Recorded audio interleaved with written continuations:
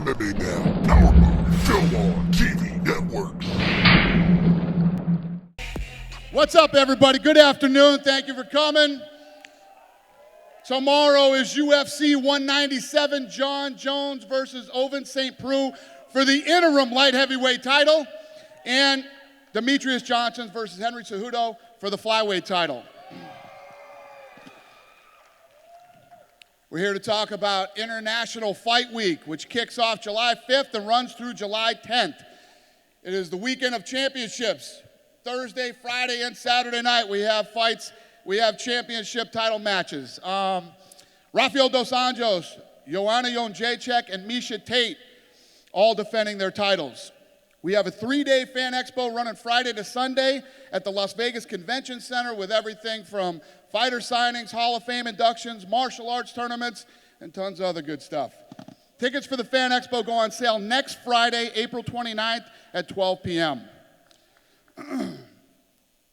All right, let's get to it.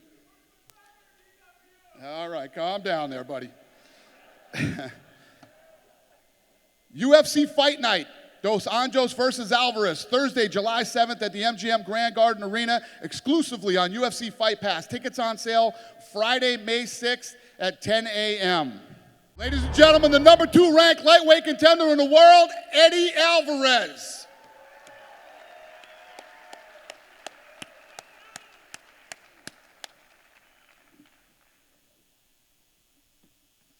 The UFC lightweight world champion, Rafael dos Anjos.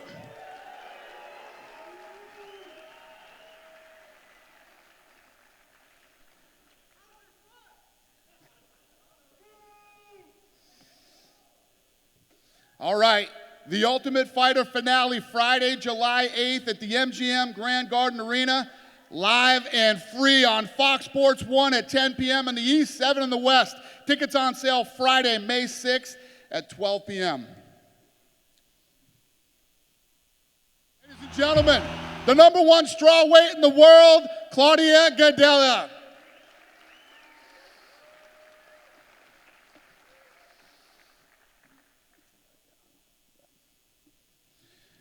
And the UFC strawweight champion of the world, Joanna Jędrzejczyk.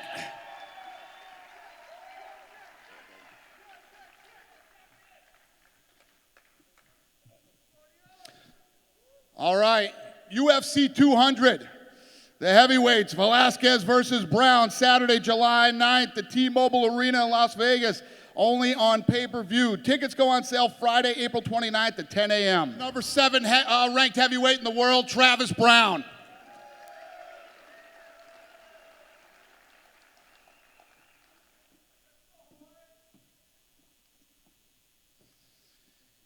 And the former UFC heavyweight champion, the number 1 ranked heavyweight in the world, Cain Velasquez.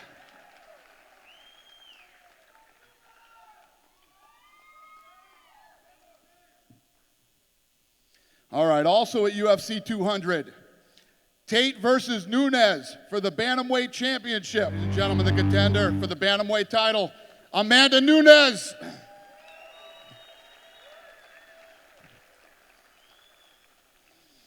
And the Bantamweight champion of the world, Miesha Tate.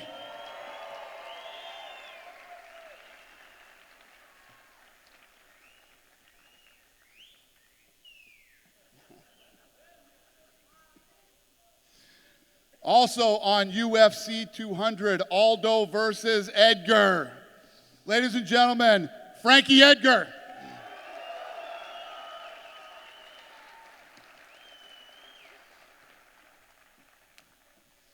And the former featherweight champion of the world, Jose Aldo.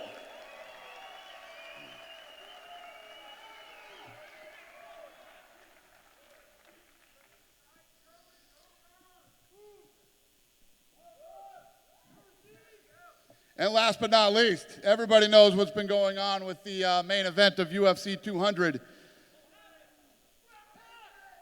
Nate Diaz wants to fight on UFC 200. He will fight on UFC 200. And we're going to find him a new opponent. Ladies and gentlemen, Nate Diaz.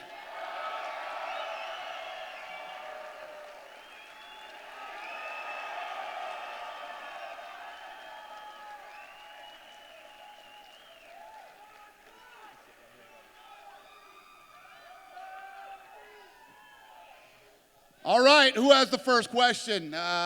Kevin. Yeah, Dana, I guess 2 questions. First one for you. I'll go after what that guy over there said. Where's McGregor? I think he's in Iceland. Can you give us an update what's going on with that?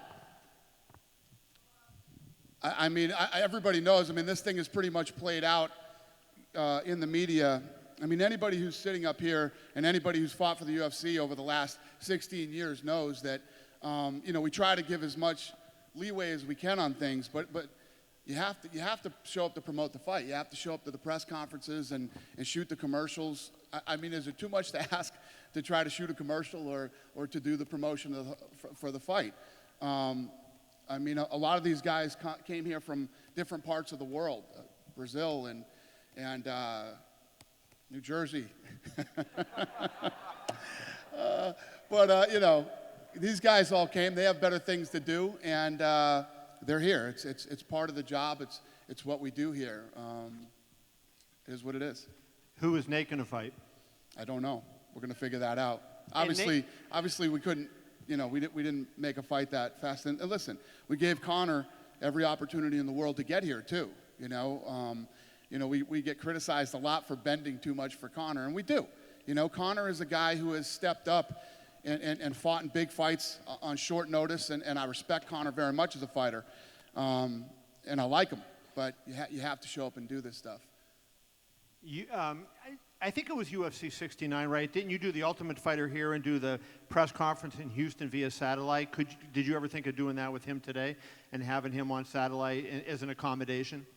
Is that fair? We could have beamed Jose in from. I don't know if you guys remember the last time Conor was fighting Jose. Jose's sister was getting married, and he was sitting right here for that fight. Jose flew in for that press conference.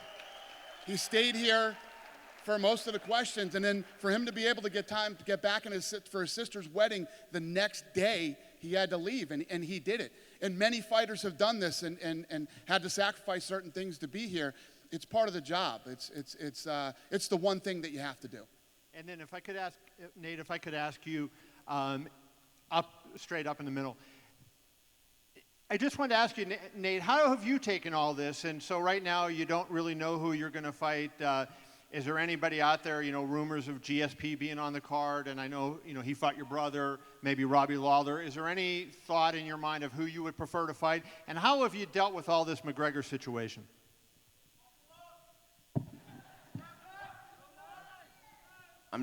I came to fight Conor McGregor, and I don't really have too much interest in anybody else. I don't have any interest in fighting at all. But if that's what we were going to do, I thought we were going to do it. Dana, just to be clear, everything that you said is 100% accurate and fair, but there is still nobody sitting there. So is Conor still in the running? Could this still happen? Since the promotion hasn't started with anybody else, couldn't he say yes? Or are we closing the door entirely and saying Conor McGregor is ruled out of UFC 200? Listen, I just don't see how that's fair. You know what I mean? He came in from Stockton, days ago, Poland, Brazil, and the list goes on and on where these people have come from all over the world, And I get it. It's tough when you have to, leave everything you got going up. The fight's 3 months away. The fight's still 3 months away. That's why we do it this early, so we try not to interfere with their training and their lives and everything else. It's just part of the deal. These guys came. Listen, I was talking to some of the guys backstage, the fighter, they would like Conor to fight on the card too. People want Conor to fight. So do the fans, the media, everybody. You think I don't want Conor to fight? Of course I do. But it's not right. You can't not show up for this stuff. You can't do it. It's not right. Definitively ruling him out at this point. Yeah. I just want to make sure. Do you see? Yes. Holy shit. Just want to be clear. And then one other question for you. Khabib Nurmagomedov said that he was offered a fight with George St. Pierre at UFC 200.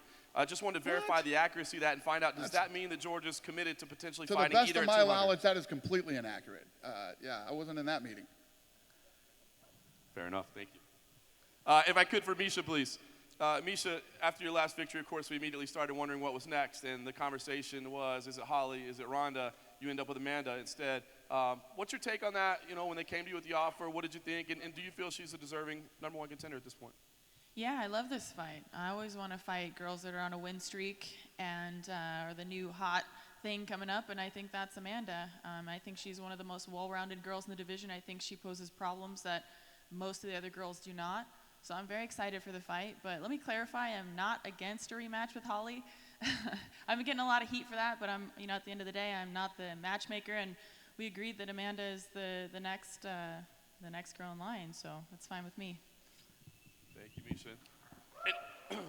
And just one quickie for Joanna, if I could, please. Dana revealed to us that after Tough wrapped, you and Claudia kind of got into a little bit of a skirmish when the cameras were off. I'm curious if you could just recall what happened that day, kind of who was to blame for what happened and how it all went down. It was a long time ago, so I don't remember. But I asked Claudia if we could have some coffee after everything, but she said no, so her choice.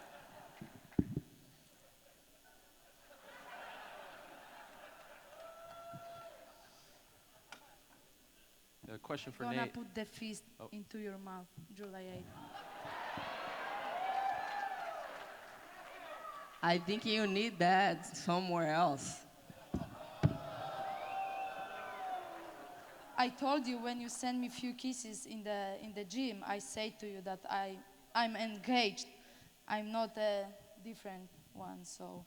I guess Stay he's there. not doing Stay the there. right job, because if he was, worry. you wouldn't be that bitch. When we came in for rehearsals, they had these two sitting right here, and I was like, oh, hell no. Oh, hell no. Who's got the next question? A question for Nate. Hey, Nate.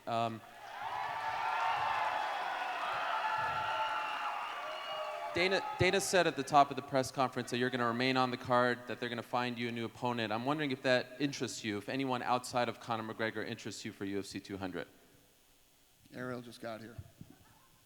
I didn't ask for that fight, but he asked for it and he wanted it. And if that ain't gonna happen, I'm going on vacation.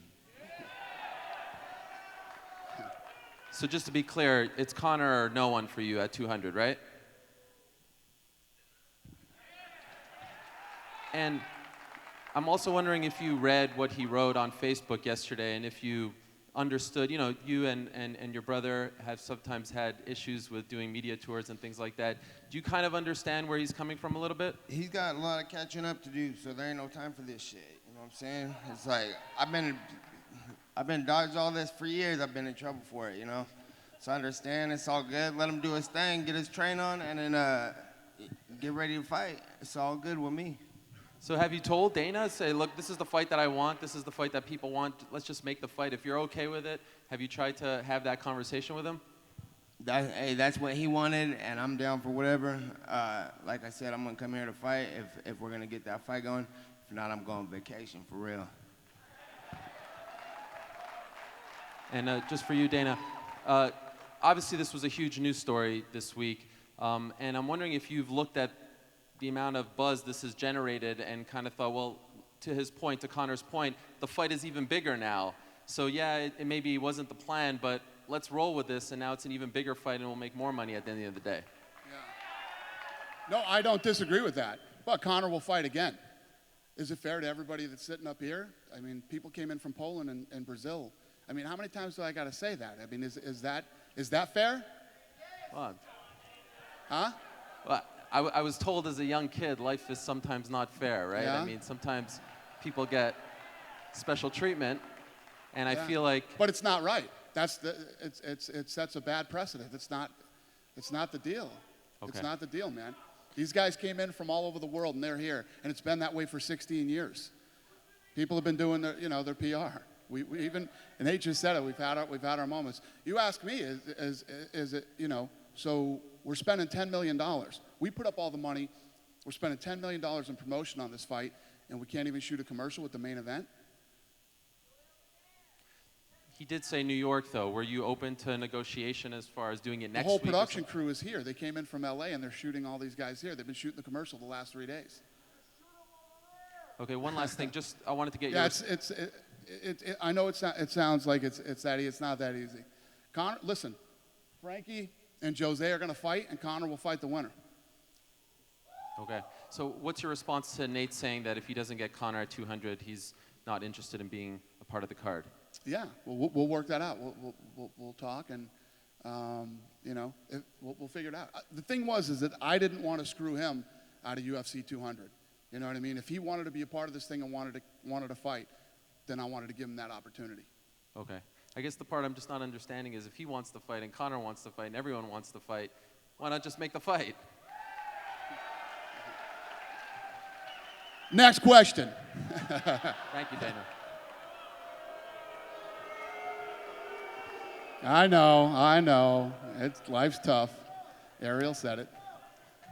Question for Dana. Yeah. Dana, if you do find a new opponent for Nate, and if it is not, in fact, Conor McGregor, would the fight remain in the main event slot regardless of who the opponent is, or would that be determined Say later? that again? What would what? If Nate gets a new opponent, okay, would he stay in the main event slot, or could he possibly... Well, one of the title fights would be the main event. Yeah. Okay. Yeah. Okay. Also, is it a lock that it would be a welterweight fight? I mean, I realize the welterweight champion doesn't have a fight right now and the lightweight champion does, but could it possibly be back at 155? That's up to Nate. We'd have to talk about that. Like I said, we gave Conor every opportunity to be here today. So we haven't really talked to Nate about any options yet. We will.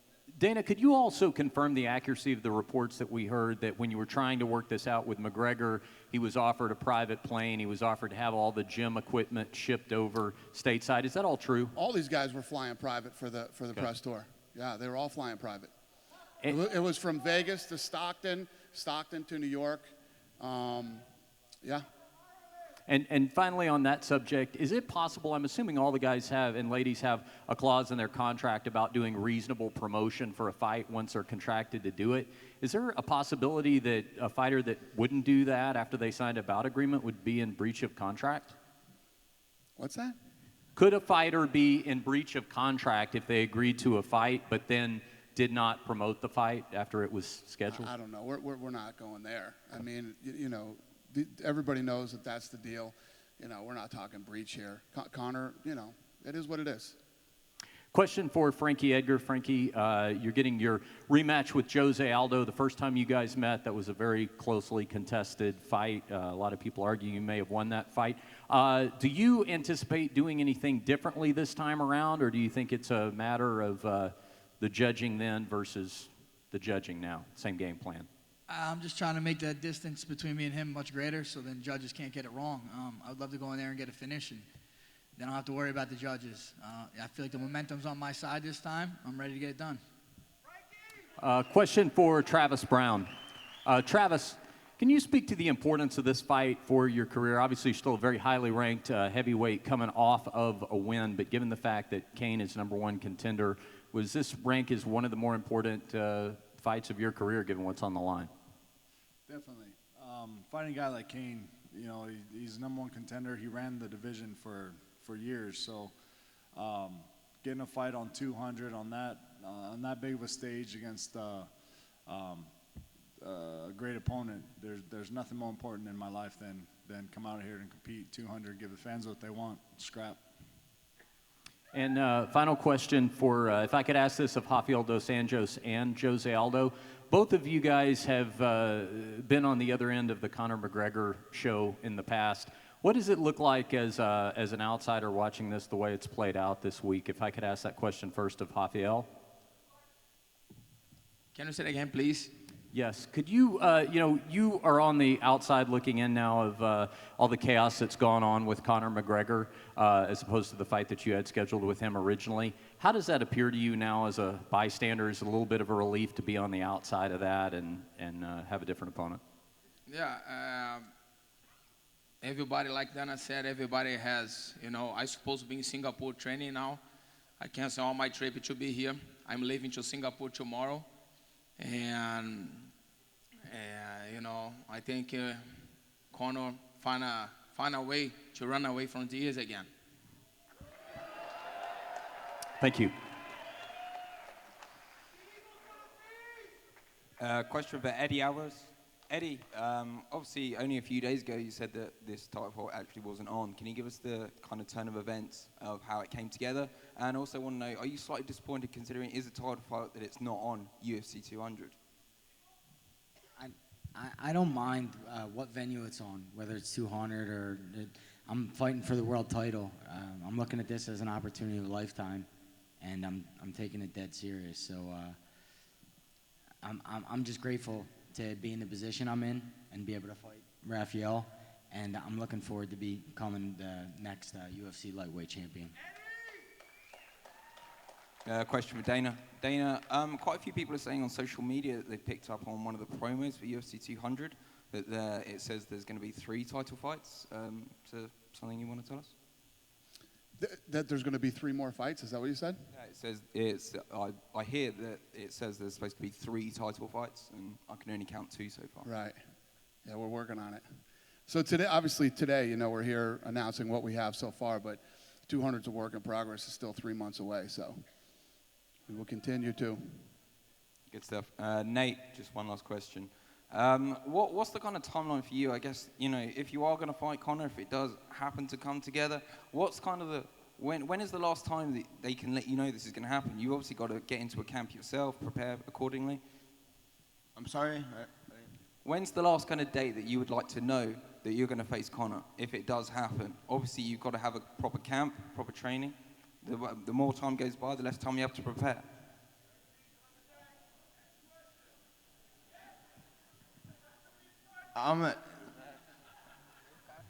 When do I want to know when I'm fighting?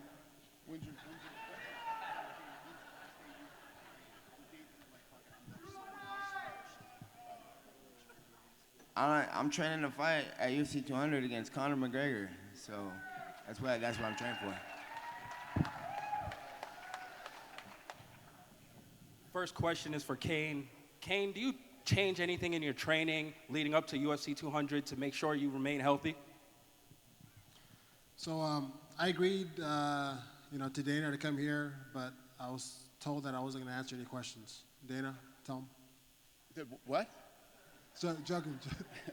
No, yeah, just after all the years of just recently, all the injuries and everything else, I think something does need to happen, in my training to just to make the fight, because that is the most important thing, is to actually make the fight. Me as a provider for my family, as a thing that I love to do, and I know that me training with Daniel Cormier and Luke Rockhold, I still feel like I am the best guy at this weight division. My body just needs to be healthy for the fight. So that definitely is the most important. Next question for Dana. You mentioned that you were filming the commercials here in Las Vegas. Has Nate filmed any commercials? Did you? He has not. So, next follow-up question, how do you plan on filming the commercials for Nate, given that he doesn't have an opponent yet? Would that leave it open for Conor to still film commercials? Well, he pretty much just said, I don't want to fight anybody but Conor. So, I don't think me and Nate are going to have a long conversation about this. Seems pretty simple. So there's still the possibility of you filming more commercials somewhere else for UFC 200, given that there's still arguably another title fight that can be made. Maybe, maybe not, yeah. Listen, I'm obviously working on something that I'm not telling you. All right, good enough. I just want to be on a commercial. This is for Jose. Jose, it seems like everything we've read and seen everywhere, you're almost obsessed with fighting Conor again. Since you're not, is it hard for you to change that motivation over to Frankie in a rematch? Parece que você está obcecado para lutar com o Conor McGregor.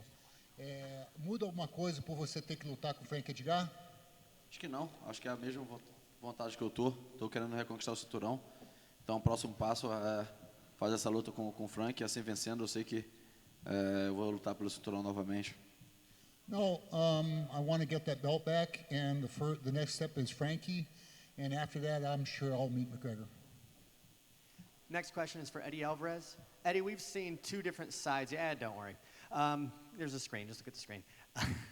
we've seen two different sides of you, the one who gets in massive wars with people, and then the one who plays a little safe for the win to get back running. When you go back and watch these fights, as a spectator, not watching it yourself, which ones do you prefer, and are you going to split the difference? Have you figured out how you're going to do that against Rafael? I'm learning over 13 years of fighting that everybody wants Tank Abbott. You know, I'm not Tank Abbott. I'm not going to be Tank Abbott. I can't do that every single fight. I want to be tactical, but I want to win. I hear you fans out there who are saying things to me about being tactical, but it also takes the right dance partner. It takes the right opponent to get in front of me.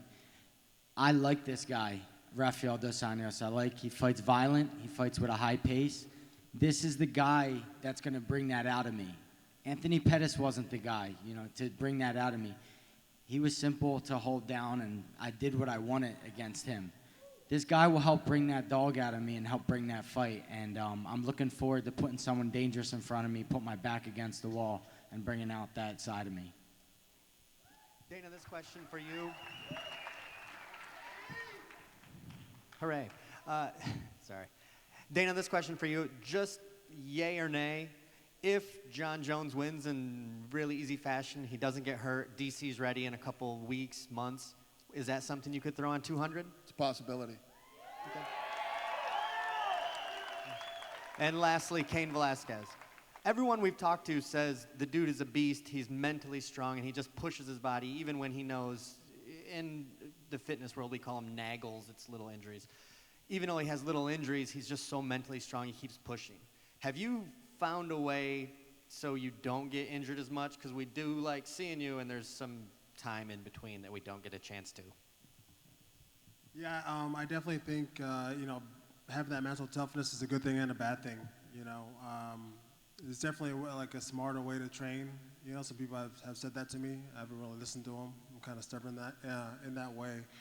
But now I think definitely is a time to implement those kind of things where I definitely do say my body is just for the fight, So that obviously now is a priority for me. So that's how I'm looking at things, just listening to my body and making sure it's 100%, to fight for the fans and, just for me in general, just to fight in general.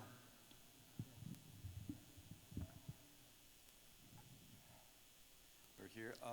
First question for Amanda. You got a taste of how favorite Miesha is going to be against you here in Las Vegas. So how's your mental preparation for this fight? And would you rather fight someone else for the belt? Because Miesha seems to be really complete.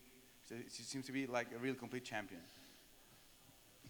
I think this is the best fight for me, Like, this is the moment I've been waiting for my whole career. And I think Miesha's tough, but I'm going to be ready for this fight, And I can't wait to fight for the belt,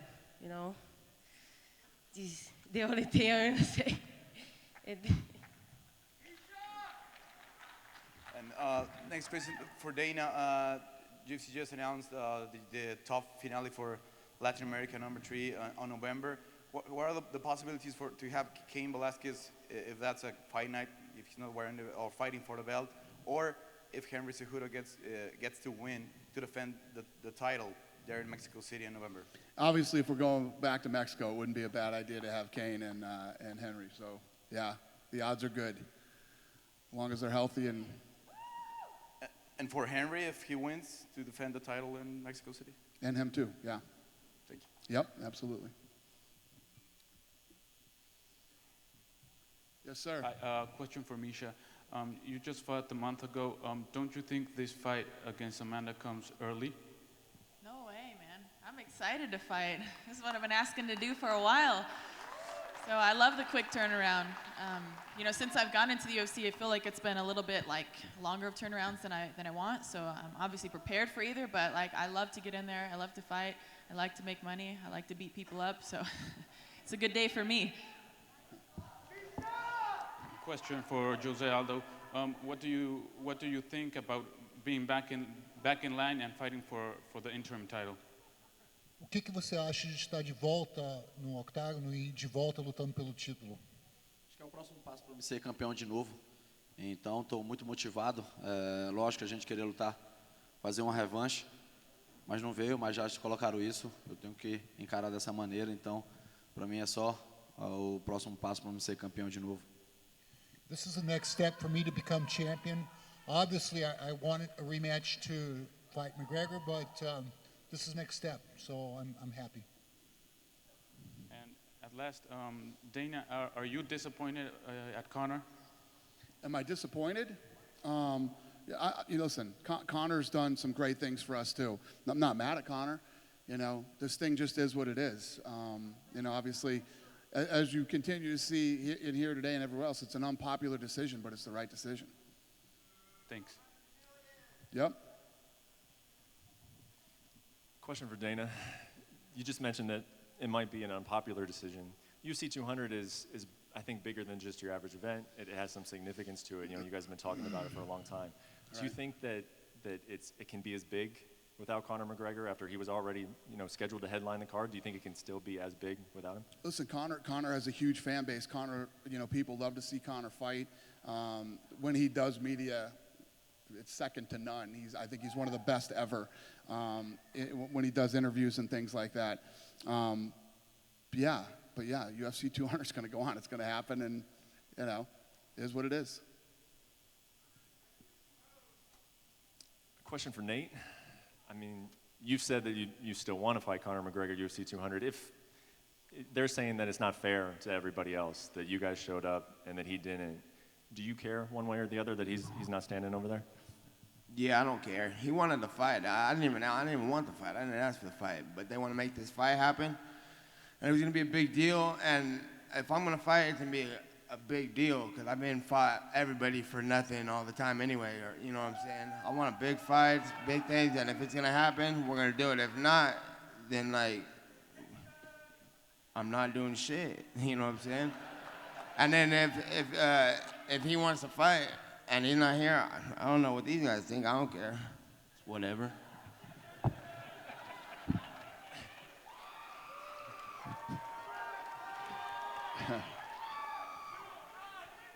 Hey, Nate, one more for you, and this might sound like a weird question, but Conor just tweeted something that makes it seem like that he's at least watching this press conference. You got anything to say to him if he's watching? What did he tweet? He tweeted something to the effect of he respects everybody making it out here, but no one on the stage made the company $400 million in the last 8 months or something like that.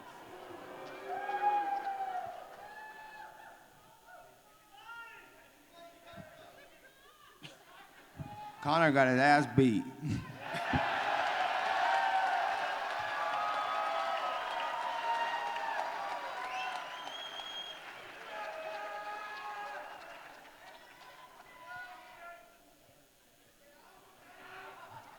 Question for Dana.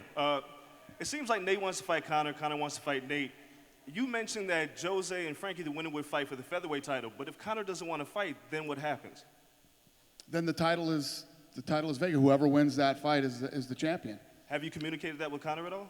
Conor knows. Listen, guys, Conor's a smart guy. He's not a dummy. Conor doesn't know what's going on. He knows what's going on. And he'll, you can see where his mindset is right now. So it is what it is. Question for Frankie. When you hear all this, you've obviously wanted to fight Conor for quite some time now. Do you feel like that he's been avoiding you for such a long time, or what do you think is going on in his head? I don't know what's going on in his head. I don't really care. I think this fight should be for the vacant title right now, to be honest. I don't think he's ever coming down to 45 if he ever even comes back. So I think me and Aldo should go at it for the real one.